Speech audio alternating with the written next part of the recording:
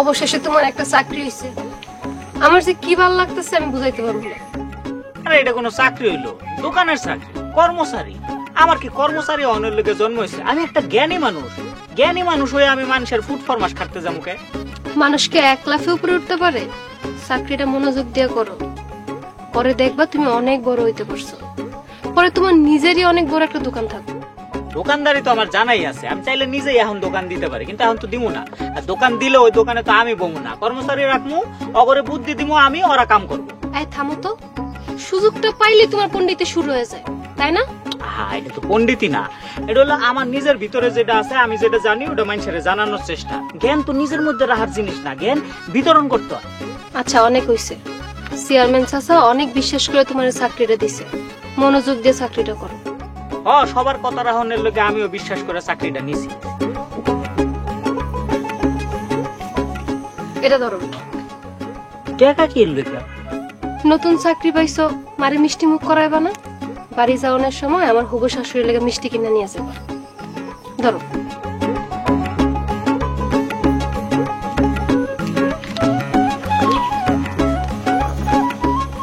আরে ঠিক আছে, ল বাড়ি যাই।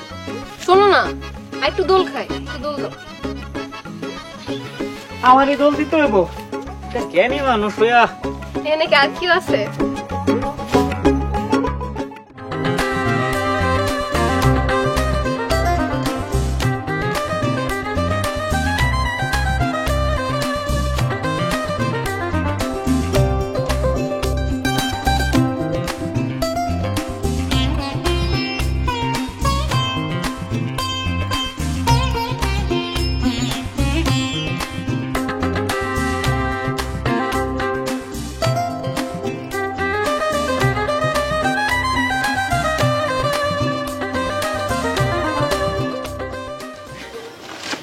আমার পুলা বাজার করে আনছে, আমার পুলার বাসায় চাপাচান। তুই ঘরে গিয়ে বল, আমি রান্ধন করে বাজারটি থিয়ে।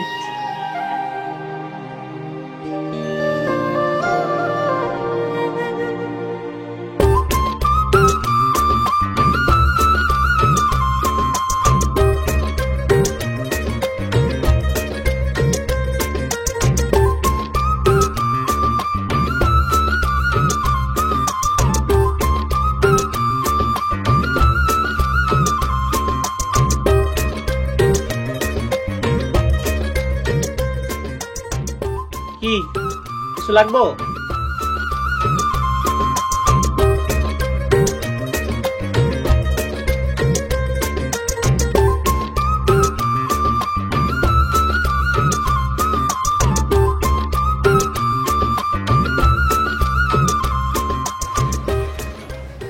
দেন, মিনিট বলে দিছি, নিজের নাম্বারটাও কইতে পারেন না।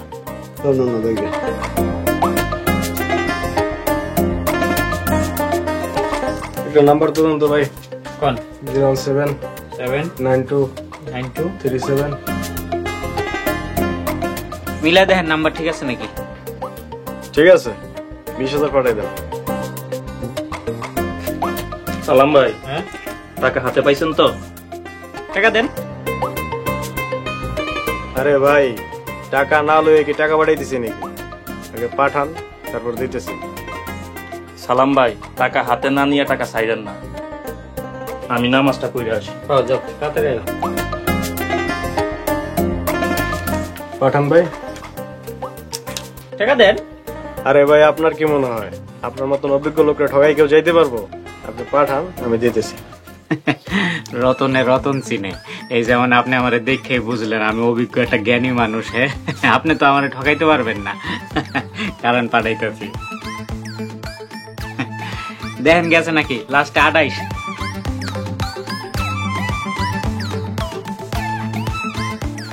গেছে গেছে ভাই।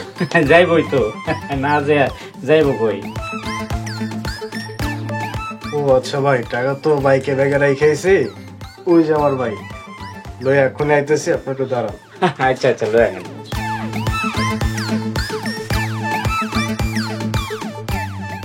হ্যালো হ্যালো, জোরে কও। আরে শুনুন যায় না।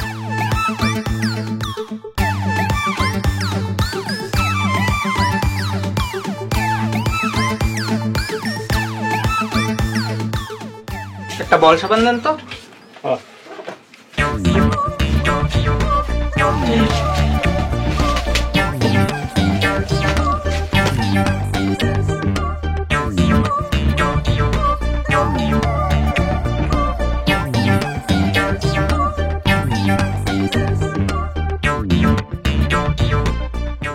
কি অবস্থা সালাম ভাই, সব ঠিকঠাক?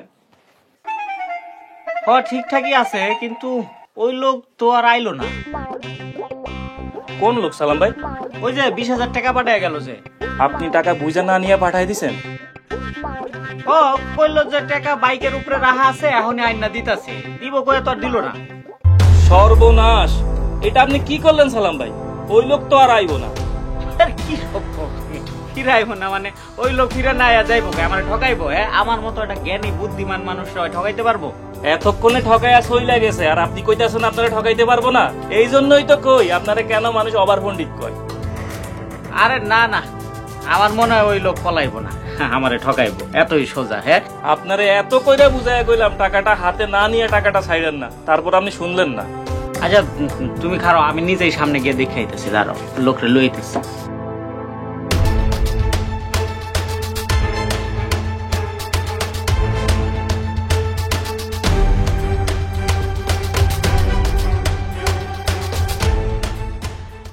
সালামের মা, আমি আপনার কথা বিশ্বাস কইরা আপনার এই অকর্ম পোলাটারে আমার দোকানে কামে লাগাইছিলাম। হারামজাদা আমার এত বড় সর্বনাশ করতে পারলো? আরে আমার কি দোষ কও তো মা? ওই লোকে আমারে কইলো টাকাটা ছাইরা দিতে, হ্যাঁ টাকাটা দিতাছে। আমি চিন্তা করলাম টাকা না দিয়া যাইবো কই, আমি ওই টাকাটা ছাইরা দিলাম। তারপর হ্যাঁ টাকা আনতে গেল, আর ফিরাইলো না। তো ওই লোক ফিরে না এলে কি এটা আমার দোষ? চেয়ারম্যান চাচা, আমি সালাম ভাইরে বারবার মানা করছিলাম টাকা না নিয়ে টাকা না ছাড়তে, হে আমার কথা শুনে নাই। ওই লোক যে আমার লোকে এমন একটা কাম করতে পারে আমি চিন্তাই করতে পারি নাই। হ্যাঁ, আমার মতো একটা অভিজ্ঞ বুদ্ধিমান মানুষরে বোকা বানিয়ে এমনি যাইবো গা, আমি এই জিনিসটা ভাবতেই পারিনি। তোমারও ঠকাইব কেমনে? তুমি তো মহাবড় পণ্ডিত। শোনেন বোন, আপনার কথা বিশ্বাস কইরা ওই পোলারের আমার দোকানে কামে দিছিলাম, কিন্তু ওই আমার এত বড় সর্বনাশ করব এইটা ক্ষমার অযোগ্য। আর আমার দোকানের ক্ষতিপূরণ বাবদে 20,000 টাকা দিতে। কি 20,000 টাকা? এত টাকা আমি কই পাবো? আর এত টাকা থাকলে কি আমি আপনার দোকানে কর্মচারীর কাম করতাম? এত টাকা থাকলে তো আমি ব্যবসা করতাম, ব্যবসায় টাকা খাটাইতাম, ব্যবসা করে বড় লোক হয়ে যেতাম গা। বড় লোক হইলে তারপরে কি করতাম? আপনার মতো চেয়ারম্যানিতে খারায় যেতাম গা, তারপরে আপনারা ফেল করে আমি হয়ে যেতাম এলাকার চেয়ারম্যান। তুমি কি মনে করো চেয়ারম্যান হওয়া তো সহজ? তুমি কি পারবা আমার এই চেয়ারটারে সামাল দিতে? কি কয় দেও তো বা, আমি না পারলে কে পারবো? অত্র গ্রামে আমার মতো সৎ বিচক্ষণ বুদ্ধিমান পোলার একটা আছে। শুনছেন? শুনছেন আপনার বলার কথা? এই বেয়াদব পোলা, হ্যাঁ, তোর আমি মানুষ বানাইতে চাইছিলাম, কিন্তু তুই জীবনও ঠিক হইবি না। চল, আরে ছোট কোন তুমি খেলায় রসোকা, তুমি দোকানে যাও।